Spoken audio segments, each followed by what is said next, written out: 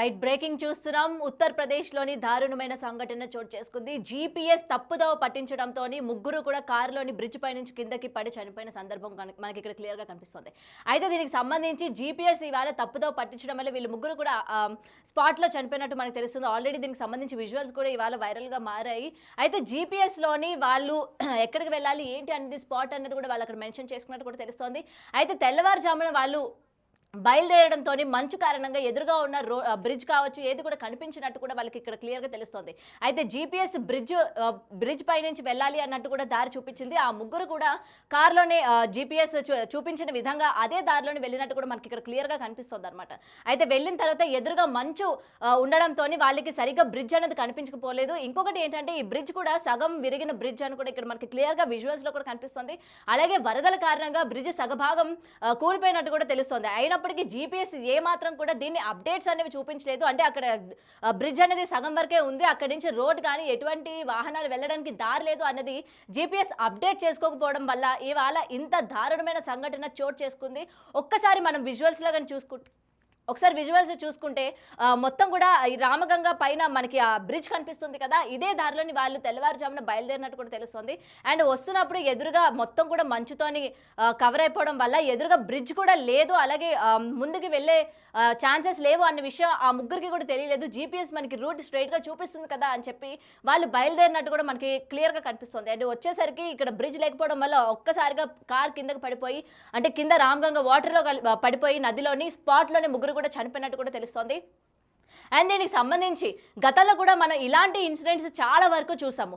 ఇలాగ జీపీఎస్ మనకి correct direction చూపించకపోయినా మనం ఎక్కడికైనా వెళ్ళాలనుకున్నప్పుడు దగ్గరే ఉన్న చుట్టూ తిప్పి కూడా మనకి తీసుకువెళ్ళే సందర్భాలు కూడా మనం చూసాము. అయినప్పటికీ ఇలాంటి ప్రమాదవశాత్తు ఇన్సిడెంట్స్ ఏంటంటే అక్కడక్కడ మనం చూసాం, కానీ మరి ఇంత దారుణంగా ఇవాళ ఈ విధంగా ఉంది అని చెప్పి కూడా చాలామంది ఇక ముందు మనం జీపీఎస్ చూడాలన్నా లేకపోతే మ్యాప్స్ చూడాలన్నా కూడా కొంచెం భయపడుతున్నారు అనమాట. నిజంగా అది రూట్ మనకి కరెక్ట్ చూపిస్తుందా లేదా, ముందు ఎటువంటి ప్రమాదాలు ఉంటాయి, ఆ ప్రమాదాలని మనం గ్రహిస్తామా లేదా, ఎందుకంటే కారులో వెళ్తున్నప్పుడు మనకి జీపీఎస్ కరెక్ట్గానే చూపిస్తుంది కదా అని చెప్పి మనం కొంచెం ఏమరపాటుగా ఉండే సందర్భాలు కూడా ఉంటాయి. అది చెప్పే రూట్లోనే మనం వెళ్దాము, ఏదైనా సరే ఒక 10 to 15 minutes లేట్ అయినప్పటికీ కరెక్ట్ స్పాట్కి మనకి తీసుకెళ్తుంది కదా అని చెప్పి ఏమరపాటుగా ఉంటాము.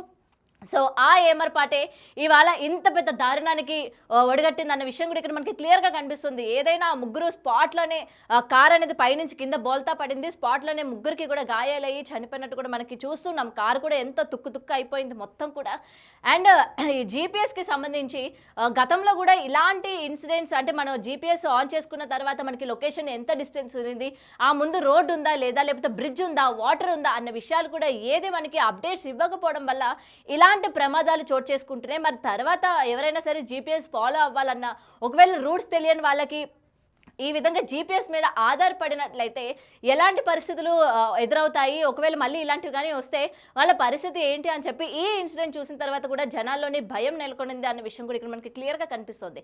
అండ్ ఒక్కసారి మనం విజువల్స్లో కనుక చూసుకుంటే ఎంత పైనుంచి చూస్తున్నారు కదా, మొత్తం బ్రిడ్జ్ అంతా కూడా సగానికి సగం విరిగిపోయింది మొత్తం కూడా. అండ్ ఆ బ్రిడ్జ్ కూడా ఏంటంటే ఇంకో 2-3 రోజుల్లో 2-3 నెలల్లోనే అది కూడా కూలిపోయేటట్టే ఉందన్నమాట. ఎందుకంటే వచ్చిన వరదల్లోని సగానికి సగం బ్రిడ్జ్ కూలిపోయింది అండ్ మిగిలిన భాగం మాత్రమే అక్కడ ఉంది. అండ్ వాళ్ళు కూడా ఏమాత్రం కొంచెం కూడా అంటే బ్రిడ్జ్ మనకి ఇది అంటే ఉందా లేదా, ఒకవేళ డైలీ మనకి తెలిసిన రూట్ అయితే మనకి కొంచెం అవగాహన ఉంటుంది, అరే జీపీఎస్ రాంగ్ చెప్తోంది, అక్కడి నుంచి బ్రిడ్జ్ అనేది లేదు, వరదల్లో కొట్టుకుపోయింది, సో అది మనకి రూట్ లేదు అని చెప్పి కొంతమంది అయినా అంటే అందులో ఉన్న వ్యక్తులకి తెలిసినప్పటికీ ఇలాంటి ప్రమాదం జరిగే ఛాన్సెస్ అన్నవి తగ్గుతాయి.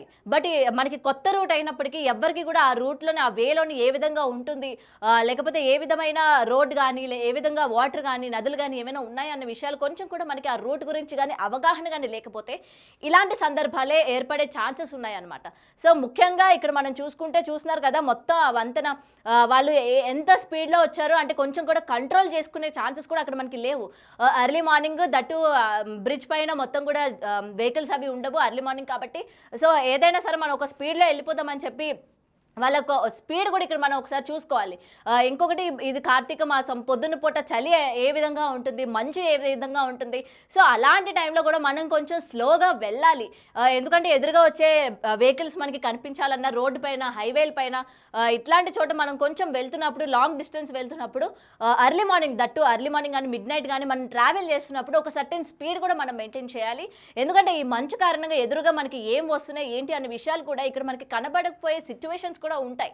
సో, ఇక్కడ కూడా one of the main speed కూడా ఇక్కడ మనం ఒకటి మెన్షన్ చేసుకోవచ్చు. వాళ్ళు ఎంత స్పీడ్‌లో వెళ్లారు, ఎంత స్పీడ్‌లో వెళ్ళిన తర్వాత ముందుకు వాళ్ళకి రోడ్డు లేదు అని కనిపించాక వాళ్ళు ఒకవేళ కంట్రోల్ చేసుకున్నప్పటికీ చేసుకోలేని సిట్యుయేషన్స్ కూడా అక్కడ ఏర్పడతాయి. మనం ఒక 100 గానీ, 120 స్పీడ్‌లో గానీ వెళ్ళినట్లయితే. సో, ఒక సర్టెన్ స్పీడ్ గానీ మనం మెయింటైన్ చేసినట్లయితే మోస్ట్‌లీ అంటే ఇలాంటి ప్రమాదం జరగడానికి ఎంతో కొంత కొంచెం మనం ఏంటంటే ప్రయత్నించే ఛాన్సెస్ కూడా ఉంటాయన్నమాట. స్పీడ్‌ని తగ్గించడమో, లేకపోతే సడన్ బ్రేక్ వేయడం గానీ, కంట్రోల్ చేసుకోవడం గానీ మనకి జరుగుతాయి. బట్ స్పీడ్ కూడా మనం మెయింటైన్ చేయకపోవడం వల్ల కూడా ఇలాంటి ప్రమాదాలు జరిగే ఛాన్సెస్ కూడా ఉన్నాయన్నమాట.